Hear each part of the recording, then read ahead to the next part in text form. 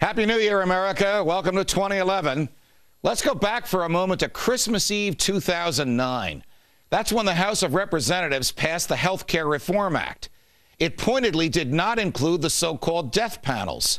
You remember them. They're groups of healthcare professionals whom the federal government would pay to tell grandma and grandpa, which would someday be all of us, how and when to die. Remember that debate?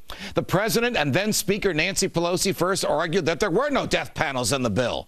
Then many Democrats heard from many of their constituents, and the language in the bill that would have established the death panels was removed. And then the bill passed the House and became law without the death panels. Fast forward to Christmas Eve 2010, just 2.5 weeks ago, and those death panels are back. Now, how did that happen? Glenn Beck and I have been warning about this since the shellacking the Democrats took in the November midterm elections, when the president lost his majority in the House and his ability to stop filibusters in the Senate. We warned then that without control of Congress, the president would rule by decree, and that's just what he's done. On a festive holiday weekend, when everyone else's mind was elsewhere, the president's director of Medicare and Medicaid, Dr. Donald Berwick, you remember him. He's an open proponent of the British style of universal health care with rationing of medical services decreed by bureaucrats. He's the socialist who wants to decide who lives and who dies. He announced that he had created the death panels pursuant to authority in the new law. Even though the Congress had objected to them, had rejected them, the Obama administration has now established them. You know what, Grandma?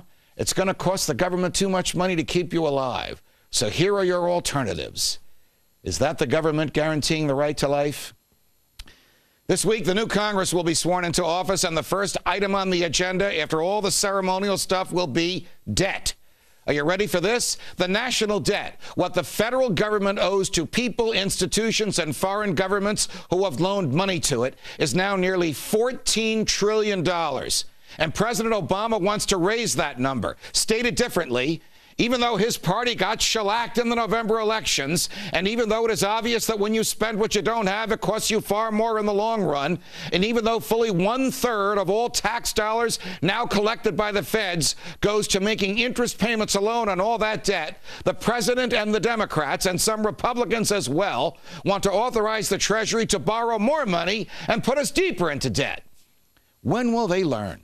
How would you feel if you woke up one morning and learned that your parents had so overspent themselves that you now had $1 million of their debt for which you are legally responsible?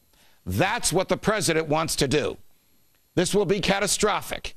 It will destroy the chances of your children and your grandchildren ever to enjoy prosperity.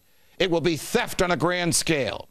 Do you think the Republicans and Tea Partiers in Congress who promise that the federal debt will go down will stick to their guns? Will the government protect our money or dilute it? From New York, defending freedom, even though there's a lot to worry about. Happy New Year, America.